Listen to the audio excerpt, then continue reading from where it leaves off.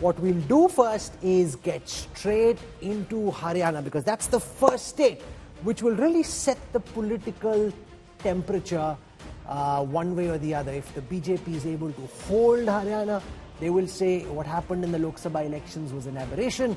If the Congress wins in Haryana, they will get stronger, and therefore a lot rests on the tiny North Indian state of Haryana.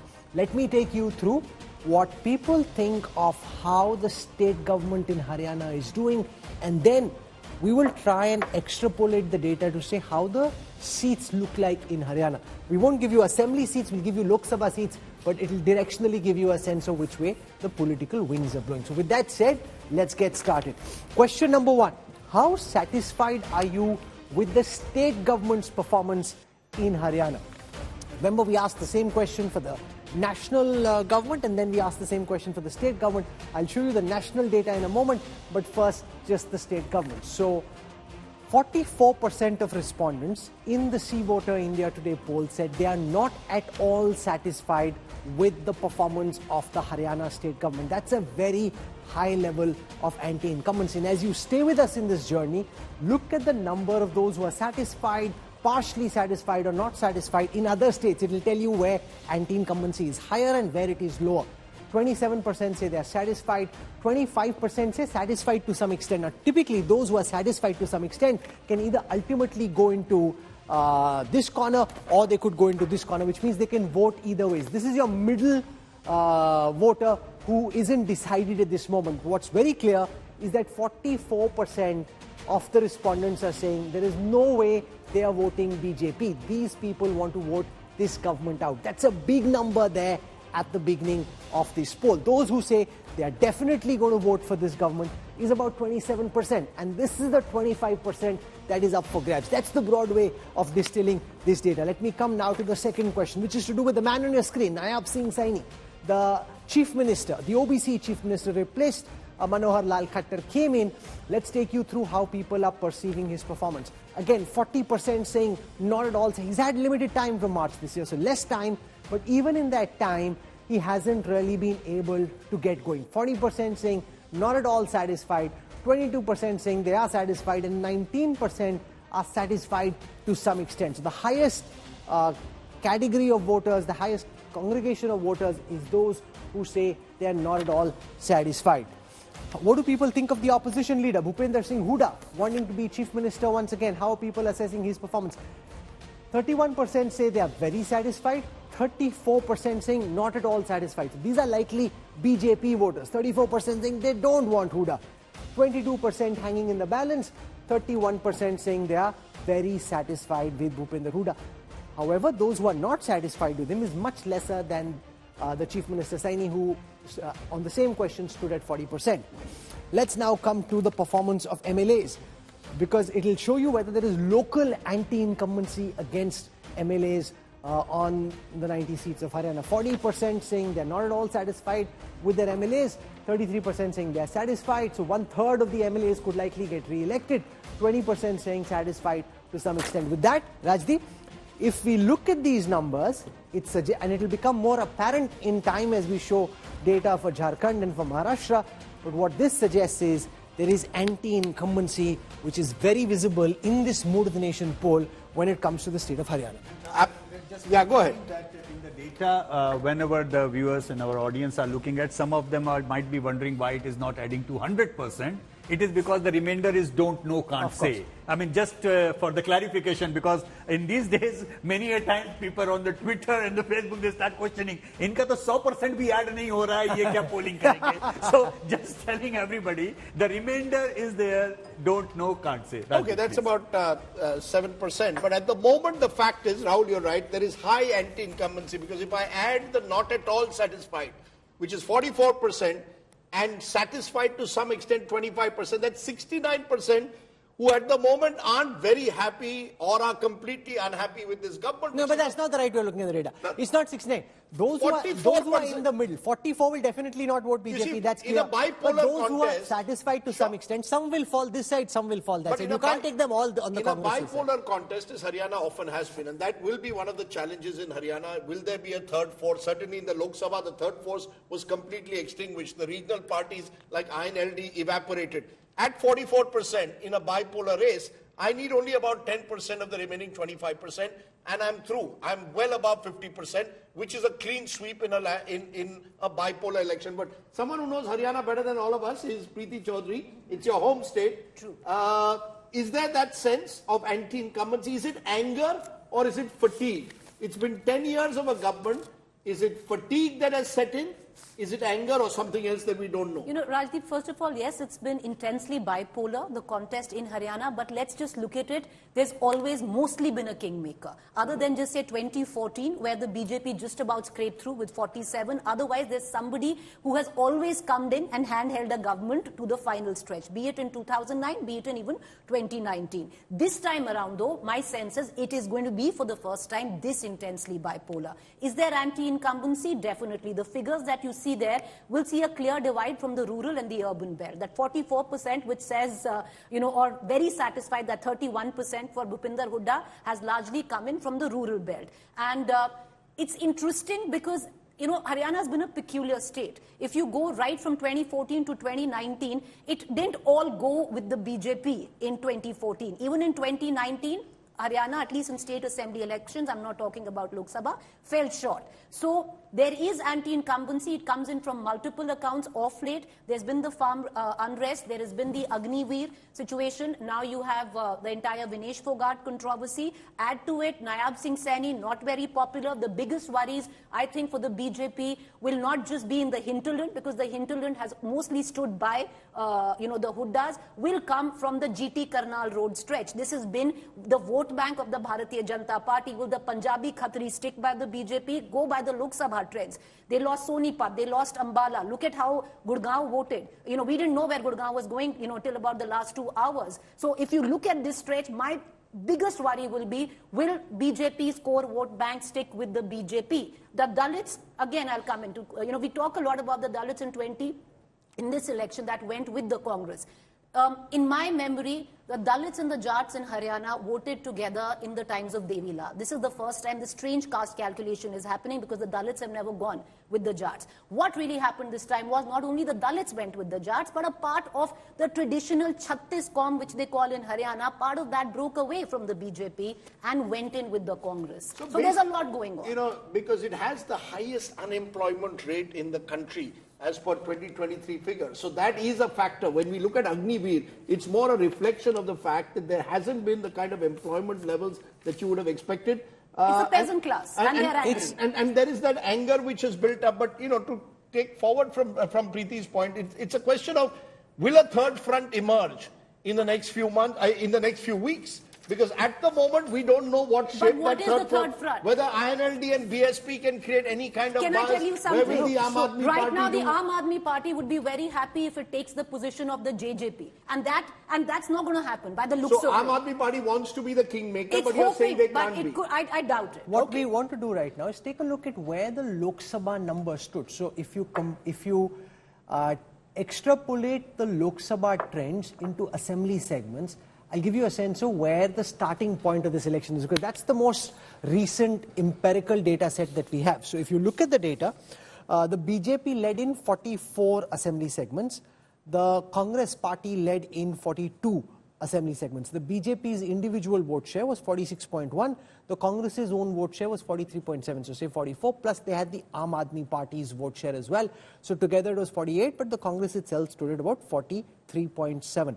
So at the starting point, when Prime Minister Modi is on the ticket in a North Indian state, you've got 44 versus 42, which would suggest that as you move away from the Lok Sabha elections, localize the election in the assembly context, this is really tough for the BJP to try and hold on to the third time. Absolutely. And if you look into the Lok Sabha and assembly election trend of the 5 years back, you will realize that BJP dropped almost more than 15 points after the Lok Sabha, by the time even at the peak, Rajat even at the Sethi, peak, of the Modi wave, yeah. the BJP, soon after the 2019 Lok Sabha election, struggled in Haryana. They needed the JJP. Right. Does that then mean that within the BJP, and you spend a lot of time there, they realize just how tricky Haryana is at the moment? Well, so far, there has been a complacency in the rank and file of the BJP. Why? In general, there has been complacency that they could use brand Modi to their advantage and sort of cover any kind of gaps that are there. But now it is, now the task has again gotten back to the local leaders to apply their political mind to the whole subject. Right now, what is happening, the struggle with the BJP is that they do not have any hook to hold the entire campaign in Haryana around. Right now, every issue that you pick is largely BJP spitted against the public at large in all of those issues, right? Be it... अरे आप तो हराने की बात करो, जिताने का तरीका बताओ। नहीं, जिताने के भी तरीके, they're age-old. First of all, ensuring that Chandrasekhar and Mayawati and, the Dalit base, that's sort of is showing an early tendency to go towards the Congress. How do you stop that? There is a solid 20% Dalit vote share. You have to ensure that the so-called third front, the Lok Dal has gone with Bahujan Samaj Party in the alliance, and there is an active talk that JJP might go with Chandrasekhar in the alliance. And these are like active Dalit parties. So there could be some interesting numerical strategy. See, at times when narratives fail, arithmetic comes in and holds the ground. And I think BJP, like always, they would want to really hold the ground and be more innovative. They can't always say that I'm going to look at dividing the Jat vote, because the Jats have also gotten clever. They will not allow the vote to get split. No, it's not about the Jat vote so much, but I'll tell you what can work for the BJP, and that's the dichotomy which the Congress has to deal with. The Congress across the country wants to fight an election, even in Maharashtra, on the basis of caste. The Congress will do what it can that the election in Haryana doesn't go on the lines of caste, because then it will be 36 banam ek, which is 36 communities versus one which is Jats. And that has been the Achilles heel of the Congress party, election by election. So what the BJP can do, and which it is doing, look at the kind of cabinet ministers that the BJP has made. Rao Indrajit Singh, they've gotten Krishan Pal Gujjar. So you've gotten the Gujjars, you've gotten the Ahirwals, who are the Yadavs, and these have been traditional BJP voters. You're trying to consolidate that. What the BJP needs right now, is to consolidate the Punjabi belt, which is the GT Karnal road belt. Okay. Consolidate that and chip away at the Dalit vote bank. If they do it, if they get it on the basis of caste, they have a fighting chance. BJP would like a multi-pronged contest, not a bipolar contest. But I agree with her assessment that I also feel that this time it is going to be much more acute bipolar. I don't see a sense that it is going to, for a simple reason, I tell you why. But bipolarity is to the disadvantage of the BJP. To the BJP. I tell you why. BJP would want a fractured elections basically are a negative perception phenomena. People, you can read the data in many ways, but the way in the 30 years I have learned to read it, I can never be sure about the good side of the data, but I am absolutely sure about the bad side, in a way, anger data. I am absolutely angry with this party or angry with this leader. So we know for sure that 44% which tells you they are upset. They are very clear.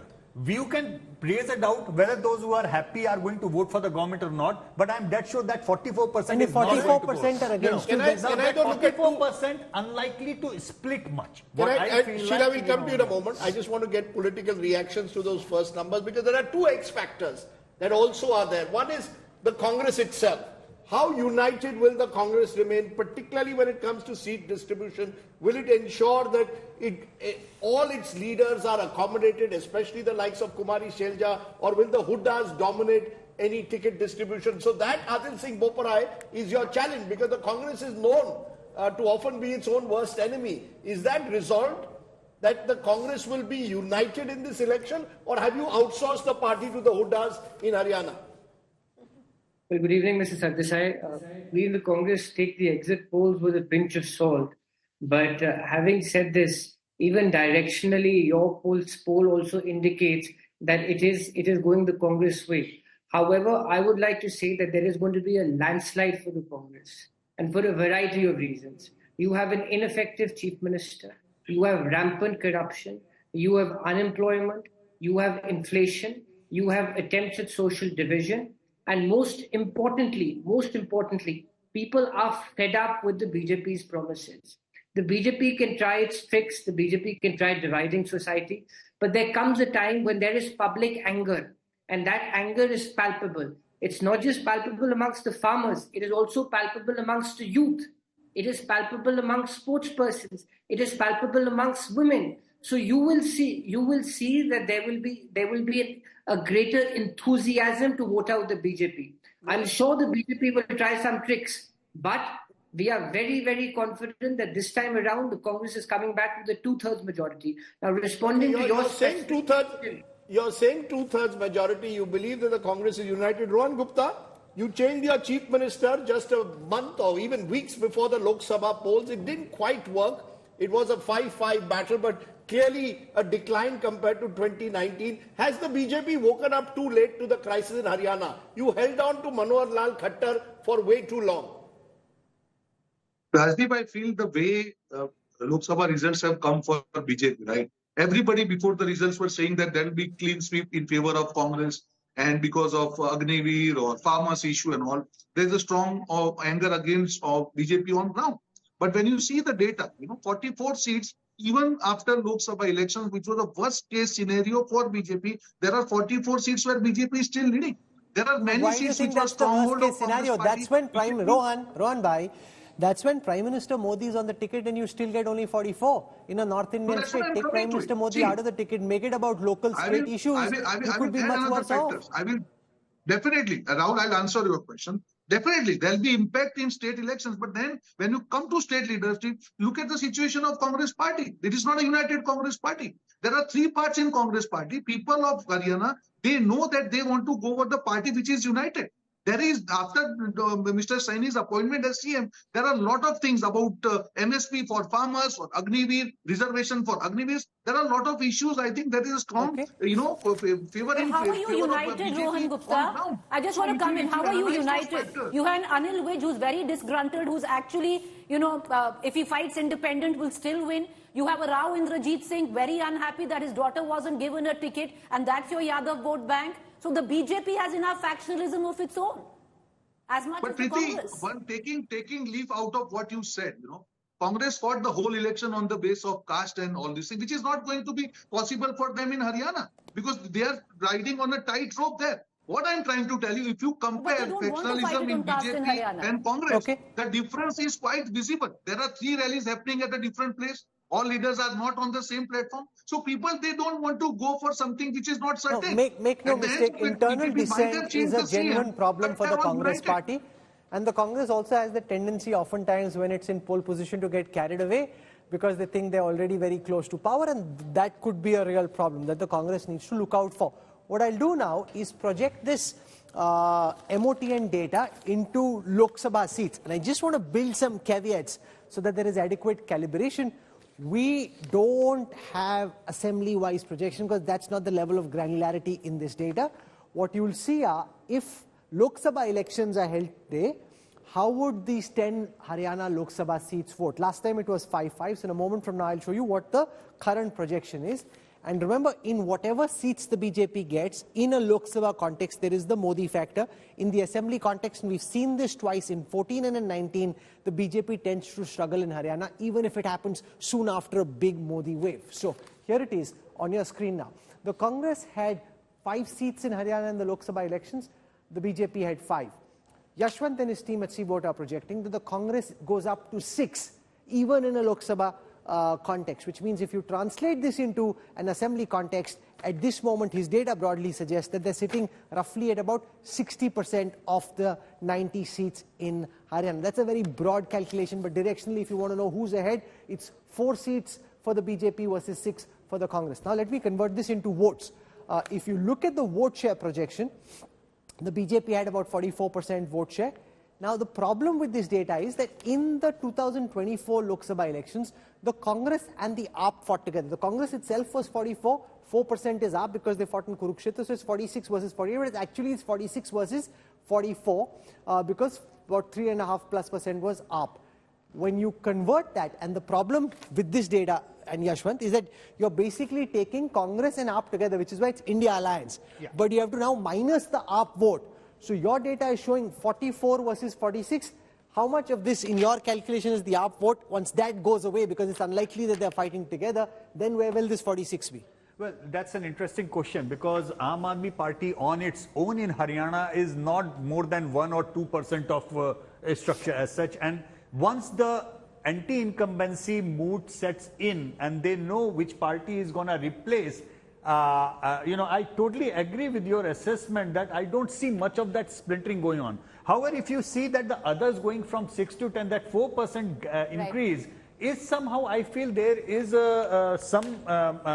what shall I say, some little bit of movement towards the JJP, INLD factions because that's Then there are big terms of rebels and all those others that I will think be is the happening. big difference between Lok Sabha and Vidhan Sabha. The number of independents who will have their own clout and could pick up 3,000-4,000 votes, which could make the difference in a closely run seat. So, but there is also, Rajdeep, the winning bandwagon effect. Once in the villages, word gets around that A party is losing and B party is winning, a certain amount of tailwinds get attached to whichever wagon seems to be winning. Haryana has been a state which has been difficult often to read.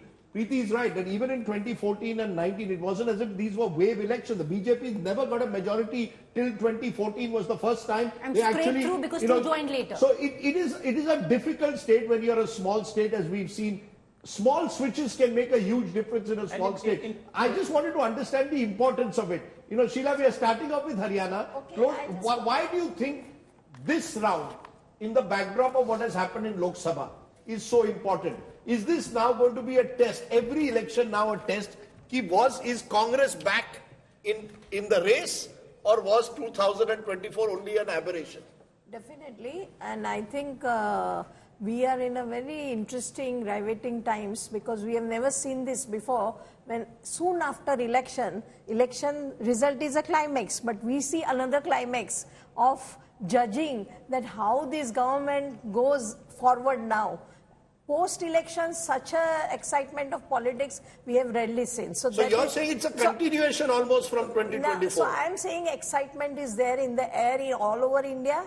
People are watching Modi, when he will come out of the setback of election, how he will come out. All this is happening, and I think these are almost a frozen times for the supporters and bucks of Modi. And wait a minute, but I want to say something interesting about Haryana. Few things. One, there is a perception going down, though we consider election commission independent, but why Haryana and Kashmir was clubbed and Maharashtra was kept waiting, because where stakes are very high for Modi, BJP, Congress, everybody. One. Second, I think very successful time-tested formula of BJP has been in Haryana is non-Jat votes. Consolidation of non-Jat votes. Third, now Rahul Gandhi's political motto is caste, all about caste, caste, caste. So, within such a short time, BJP, Modi, RSS, everybody will be able to brand Haryana Congress as a Jat Congress, then things will change. And last thing, that Rajya Sabha seat was given Kiran Chaudhary. Yeah. So I think such a weak candidate of Jat. I think she is not. Okay, but so let me ask Amitabh Tiwari has been waiting patiently. Non-Jat votes will stick to BJP or not, and how will BJP will be able to keep it united? And last thing, another thing, very important, Shaileja, she says she has shown interest. Yeah, and she's gone on a yatra now through urban areas. But one thing. It's a very big political move by Congress because Huda is a one-man show. Yeah, but the fact is that, from what one gathers at Congress meetings, the Congress has taken the stand, unlike in 2019, that the Hudas will run the show. They're driving the campaign. Shailja is very much part of it through an urban, she's having her own yatra. The differences are well known. But for once, the Congress seems to have decided that and they've done it a year ago, we are putting all our the state president in a Huda man. Rajdeep, they've tried. So you've had a Kumari Shailja as president of the party. It did not work for the Congress at that point of time. But yes, there is no doubt. There is a camp. It's actually called the SRK camp, which is the Surjewala, Kiran Chaudhary and a Shailja camp. Now, Kiran Chaudhary has been taken away, and Sheila, one of the main reasons that she's gone to the BJP, other than her minimal influence in the Bhiwani area, Tosham seat. No, but she is the daughter-in-law of Bansi Lal. Bansi Lal is one of the biggest leaders where Haryana is Ranveer. Okay, I want to ask Amitabh Tiwari, is there, when you look at this data, you know, the reading on the surface is very clear. Massive anti-incumbency, BJP in a tough spot, Congress on the ascendant. That's the very simplistic reading. Is there anything that you see which could give the BJP managers hope that it's not a lost cause? We still have a particular formula to be able to make this more about caste, to try and split the anti-government votes so that the BJP still has a chance of being able to come back to power. What could that formula be? See, the 2024 election results clearly show that no election is a done deal until the last vote is counted. That's very clear. So it's still 1 month, more than 1 month away. If you see, even in 2024 Lok Sabha, the elections was a very close contest, 5 seats each, even in terms of vote share, almost equal. If you see the net satisfaction rating, which is primarily very satisfied plus satisfied to some extent minus not satisfied at all, that is the lowest for the chief minister. It's just 1% for Nayab Singh Saini. And it's very high at 19% for Bhupendra Singh Hooda. The BJP's hope is split of Jat votes. The JJP and INLD helped it do that in 2019 elections. 15% vote share was backed by the JJP. Now, whether it has the stamina and it has the caliber to again win that sort of a vote percentage, it is very, very doubtful, very doubtful. But can it increase its vote share from 1% in the Lok Sabha to 4-5%? That remains to be seen. The other fact is that the Congress party was able to consolidate largely the Jat, Dalit and Muslim votes, which is more than 50% of population in the Lok Sabha election.